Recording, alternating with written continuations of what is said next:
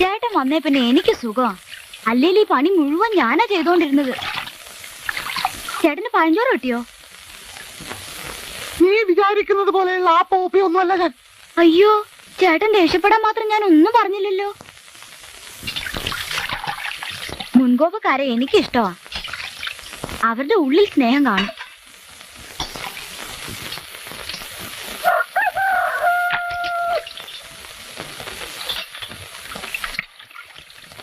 ചേട്ടൻ ആരെങ്കിലും ലവ് ചെയ്തിട്ടുണ്ടോ? എടി പെണ്ണെ, നിന്റെ ചാട്ട എങ്ങോട്ടാണെന്നൊക്കെ എനിക്ക് മനസ്സിലാകുന്നുണ്ട്. ആ വെള്ളം അങ്ങ് വാങ്ങി വെച്ചേക്ക്. മാസം 1000-ലേറെ ശമ്പളം വാങ്ങുന്നവനാ ഞാൻ. 1000 രൂപയോ? നോണ പറയാതെ എന്റെ ചേട്ടാ. മാസത്തിൽ 40 രൂപയാ ചേട്ടന്റെ ശമ്പളം എന്ന് വലിയ തള്ള പറഞ്ഞു. കള്ളൻ.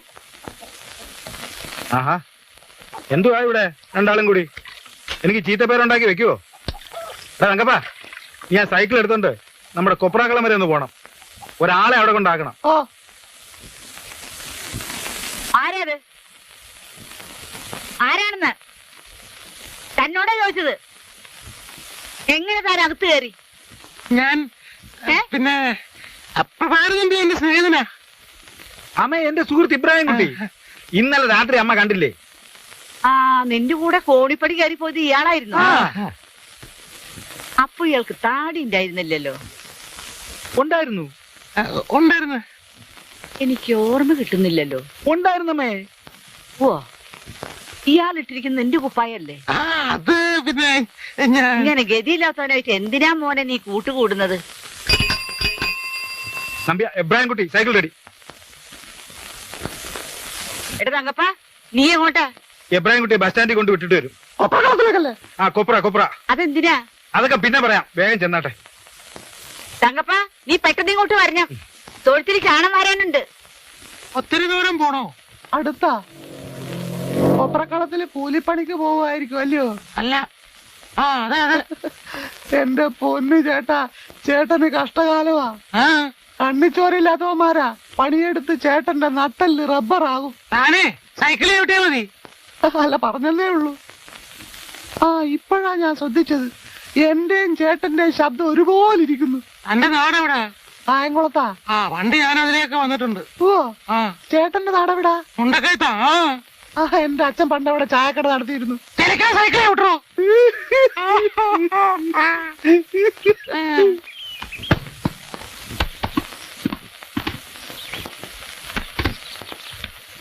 ചേട്ടൻ ഇറങ്ങിക്കോ. ഇവിടെയാണോ? അതെ.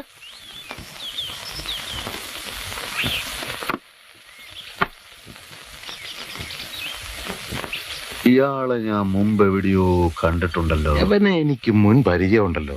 ഇല്ല, ഏയ് ഇല്ല.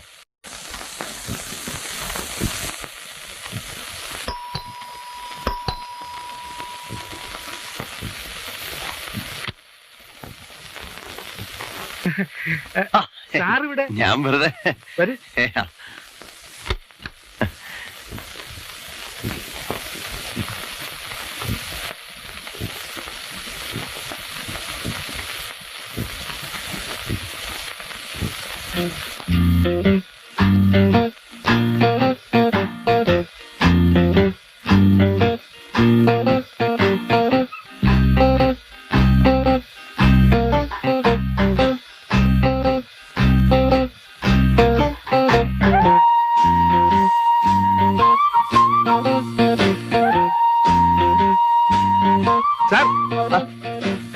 സാർ എവിടെയായിരുന്നു? സാർ എവിടെയായിരുന്നു? സാർ ഈ വാതിലിൽ കൂടെ കയറിയപ്പോ ഞാൻ ആ വാതിലിൽ കൂടെ അങ്ങോട്ട്. അപ്പൊ ഞാൻ ആ വാതിലിൽ കൂടെ കയറി, പിന്നെ ഈ വാതിലിൽ കൂടെ അങ്ങോട്ട് ഇറങ്ങി കയറി വന്നു. നമുക്ക് താഴെ ഇരിക്കാം. പടി കയറി വന്നല്ലേ, ഇനി വീടൊക്കെ ഒന്ന് കണ്ടല്ലോ. അല്ല, ഇവിടെ അങ്ങനെ പ്രത്യേകിച്ച് കാണാൻ ഒന്നും തന്നെ ഇല്ല സാർ. അല്ല, ഈ വീടിന്റെ കൺസ്ട്രക്ഷൻ കാര്യങ്ങളൊക്കെ. ദേവു, 2 ചായ വേണം. സാർ, ഈ മുറിയില് ഇന്ന് വരെ ആരും അങ്ങനെ വരികയോ ഉറങ്ങുകയോ ഒന്നും ചെയ്തിട്ടില്ല സാർ. ചുമ്മാ മുറിയല്ലേ? എന്താ ചുമ്മാ മുറി. ആ, അതെ. ഈ ചുറ്റുപാടുള്ള ആൾക്കാരൊക്കെ എങ്ങനെ? എല്ലാം നല്ല ആളുകളാണ് സാർ. അതായത് ഈ പ്രദേശത്തുള്ള എല്ലാരും എന്നെ പോലെ അന്തസ്സും മാന്യതയും ഒക്കെ ഉള്ളവരാണ് സാർ. സത്യത്തിൽ മക്കളില്ലാത്ത എനിക്ക് അവരൊക്കെയാണ് സാർ ഏക ആശ്വാസം. അന്നൊരിക്കൽ സാറ് പറഞ്ഞല്ലോ, ഈ കുഷ്ഠരോഗ ആശുപത്രിയും അനാഥ മന്ദിരവുമാണ് ഏക ആശ്വാസം എന്ന്. അത് വേറൊരു ആശ്വാസം. എനിക്ക് സാറിനെ വളരെ ഇഷ്ടപ്പെട്ടു. സ്വന്തം അച്ഛനോടൊക്കെ തോന്നുന്ന ഒരു തരം സ്നേഹം. സാറിനെ കാണാൻ വേണ്ടി എന്റെ മനസ്സ് എപ്പോഴും വെമ്പൽ കൊള്ളുന്നു. ഞാൻ എപ്പോഴും ഈ വീട്ടിൽ വന്നോട്ടെ. പിന്നെന്താ, മക്കളില്ലാത്ത എനിക്ക് ഇതും ഒരു ആശ്വാസമായിരിക്കും. കറക്റ്റ്. ഈ ജനലിൽ കൂടെ പുറത്തേക്ക് നോക്കുമ്പോൾ എന്തൊരു മനോഹാരിത. ഈ മുറി എനിക്ക് വളരെ ഇഷ്ടപ്പെട്ടു.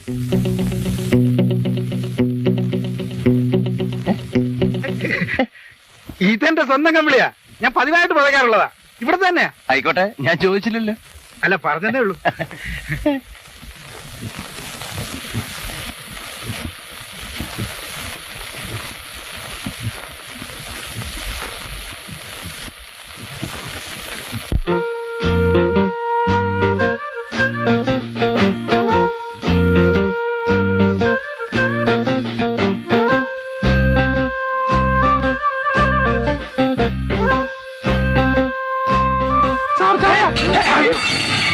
റാസ്കൽ, മനുഷ്യരെ പേടിപ്പിക്കുന്നു. Sir Get out. അമ്മ ഒരെ കഴുതകളെ പിടിച്ച് ജോലിക്ക് എടുത്തു. ഈ റാസ്കൽ കഴുതയല്ല സാർ, ഈ റാസ്കൽ കോവർ കഴുതയാണ്. ഇങ്ങനെയാണോ ഒരു മാന്യന്റെ മുറിയിലേക്ക് ചായ കൊണ്ടുവരുന്നത്?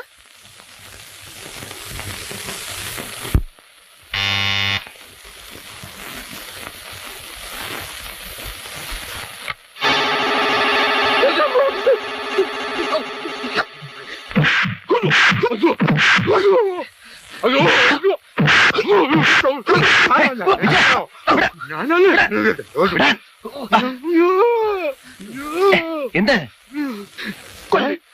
എന്നെ കൊല്ല്. ഇനി ഈ തടി കൊണ്ട് ഒരു പ്രയോജനമില്ല. ഈ അലവലാതി സീനികളുടെ ജോലിക്ക് വന്ന് എനിക്കിത് കിട്ടണം. ദാമു, തോന്നിയ ദിവസം പറയരുത്. ഞാൻ ഇനി തോന്നിവാസേ പറയൂ. മുഖം മൂടി വെച്ച് കണ്ടപ്പോ ഞാൻ വിചാരിച്ചു കൊലപാതകയായിരിക്കുമെന്ന്. കൊലവാദികൾ വന്നാൽ അവരുടെ ആളാന്ന് കരുതിക്കോട്ടെന്ന് വിചാരിച്ചു.